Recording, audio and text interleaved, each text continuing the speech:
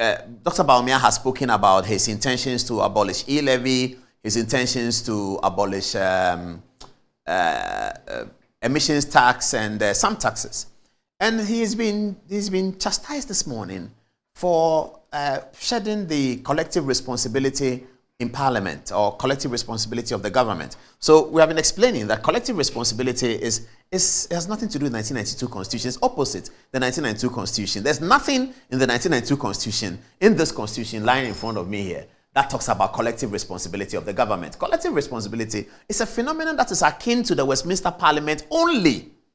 And those parliaments that operate like that, those parliaments that operate the British parliamentary system. And we learned that in political science a long time ago, and they are still learning it. So that's what collective responsibility is about. I was totally shocked this morning when I heard people talking about he's running away from collective responsibility, as if we are in the British Parliament discussing British parliamentary matter. And I was explaining that, thank you, Nana Adom-Otchere, one of our viewers, sent me the name of Tony Blair's constituency, Setchfield. I remember that, Setchfield. That's Tony Blair's constituency. Thank you for reminding me. Enfield Southgate was one of the politicians I thought should have been British Prime Minister. He's called Michael Portillo. He was for Conservative at Enfield Southgate. Very nice man, very good politician, Michael Portillo. I don't know where he is these days. But yes, so Prime Minister Tony Blair wins Setchfield. That's where his Labour Party parliamentary candidate, Setchfield, is Tony Blair. Tony Blair also happens to be the leader of the Labour Party. But his constituency is one constituency. So the people who vote in London, they don't vote for Tony Blair. They vote for their Labour MP or their Conservative MP. The people who vote in Manchester, they don't vote for Tony Blair. They vote for their MP or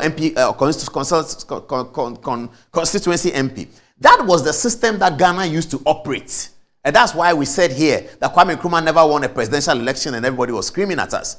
Because Kwame Nkrumah only won election at Odododio. The people in Crawford, they didn't vote for Kwame Nkrumah. They voted for Blay. The people in Asokwa, they didn't vote for Kwame Nkrumah. They voted for another CPP person. The people in Anglon, they didn't vote for Kwame Nkrumah. They voted for Komlak Bedema. Komlak Bedema is also CPP. But Kwame Nkrumah is the leader of the CPP. So when the CPP wins the majority in Parliament, Kwame Nkrumah then is appointed by the Imperial Majesty to become the Prime Minister. The Prime Minister is only Prime Minister. He's the same as every minister, but he's the first among equals. That's about it. He is not one individual distinct as the first gentleman of the land. No, there's nothing like that. That is for the head of state, the Imperial Majesty. They have what they call a bicephalous executive. Bicephalous, sorry, it's Latin. It just means separated. So they have an executive that has this head of state and then the head of government. We have an executive that is merged. America has an executive that is merged. In those places where the executive is merged, that executive faces a direct election. Everybody in Ghana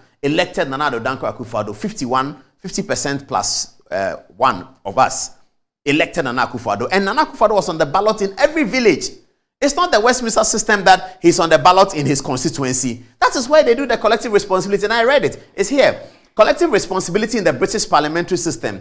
If a vote of no confidence is passed in Parliament, the government is collectively responsible, leading to the entire government resigning. A new government may be formed or a general election may be called. This means that cabinet in its entirety is collectively responsible for the actions of its members. That's collective responsibility. It's akin only to the UK Parliament and to the Westminster political system. It doesn't apply to Ghana. So why were people talking about that? In any case, I don't think that Dr. Bawumia was running away from anything. He said that this is a policy that he doesn't agree with.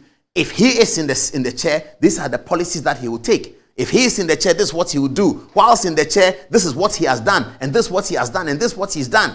What is the problem about it? I mean, you can be a minister and disagree. Okay, now let's get to and also I'll come back to something he said and remind me about. He said that he's the mate and he's not the driver. Dr. Bawumia was being sarcastic. I don't know whether you remember. Julius Debra said something that Dr. Bawumia is the mate. He cannot. We'll get there.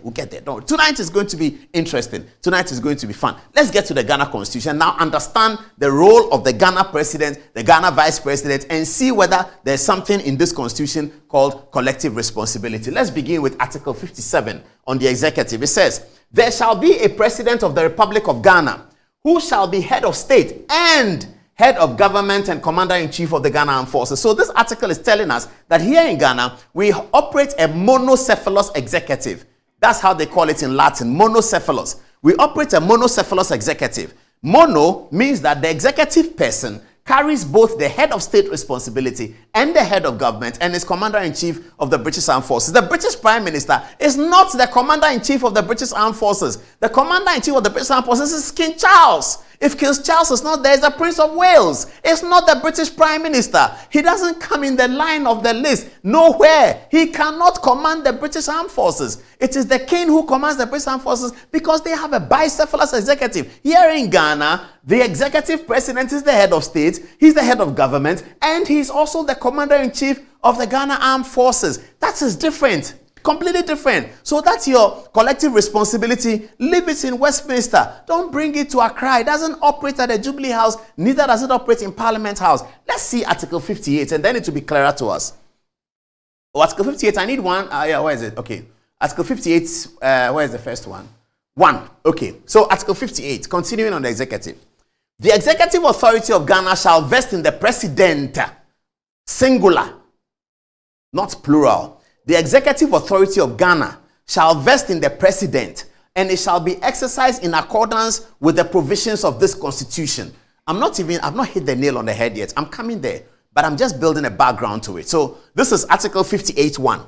The executive authority of Ghana shall vest in the president, 1, and shall be exercised in accordance with this constitution. This means that the president carries all executive authority and he's limited by the provisions of the constitution. So the president cannot do something that the constitution frowns upon, and the president cannot act ultra-vires, alter the powers given to him under the constitution. That means the president cannot take more powers than given to him under the 1992 constitution. This is in 58.1. Let's move on. 58.3. Subject to the provisions of this constitution, the functions conferred on the president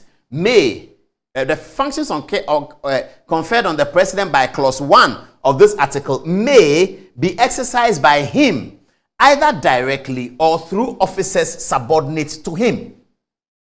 So that is 58.3. It says that the authority given to the president can do it himself, or he can choose another person to do it. He either does it himself or he chooses another person to do it. Now this is where it becomes interesting, and that is why 4 comes after 3. I'll show you 4. So the question is, how do we know that in exercise of this function by this minister, it was the president that has asked him to do it, or he was doing it himself, or it was the president himself? Where do we put the blame? Because the constitution says that the president may do it himself, or he may ask another person to do it. So the president can ask me to do some of his activity for him. The president can ask you to do some of his activity for him. That's why he appoints ministers plenipotentiary. That's why he appoints ambassadors at large to carry out the exercise of the presidential authority around the world in Ghana for him. The president may appoint the chief of staff to do something for him. The president may ask Attorney General to do something for him. The president may ask Interior Minister to do something for him. Now, the context of the legal analysis is this.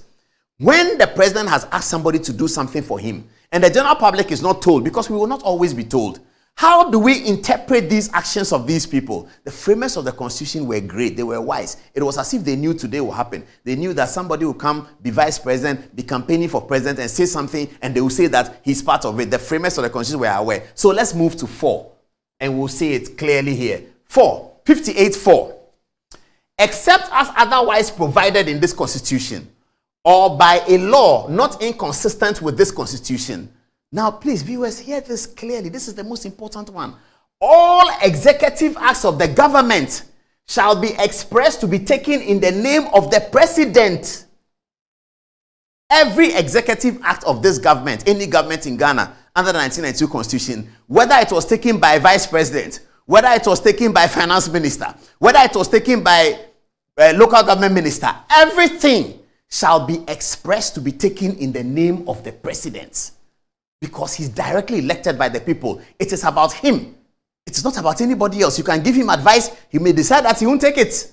The Council of State advice is not binding on him. It's not. He may decide that he won't take it. All the institutions, the bodies of advice, is not binding on him. Where the exercise must be done in a certain way, like his relationship with the Judicial Council and so on and so forth, is provided by regulation.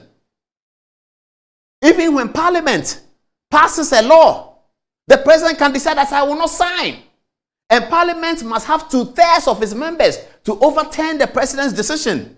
That is the president of Ghana. He's an individual. He's the highest recognized Ghanaian. He's not prime minister. He doesn't do collective responsibility. Collective with what? Was he on the ballot with other people? He was on the ballot by himself, president of Ghana. It is all executive decisions, whether he knows about it, whether he doesn't know about it. So you're sitting at Tamale Refinery, you are the managing director, and you take a decision. So long as the court considers what you did as an executive decision, that decision, according to Article 58(4), shall be expressed to be taken in the name of the president. What is the problem with this? I thought our journalists would be educating people this morning and said, hey, no. Wait a minute. That's what Julius Debra was saying in 2016. We'll show it to you. Julius Debra was agreeing with this principle. Wait a minute. This is the law. In Ghana, we don't have collective responsibility. We don't have it. Anybody who told you that is a liar. He didn't tell you well. We don't have anything called collective responsibility in Ghanaian law. Zero under the 1992 Constitution. There's nothing like collective responsibility. This is the provisions of the Constitution. It says that except as otherwise stated, all executive acts of the government shall be expressed to be taken in the name of the president. I can buy into the mind of the Constitution and look at what they meant by except as otherwise provided. And I can find an example in the work of the Attorney General. Some of the decisions of prosecution of the Attorney General, they are to be expressed as a legal opinion of the Attorney General. And I'm guessing that it is in those circumstances where the law says as otherwise provided.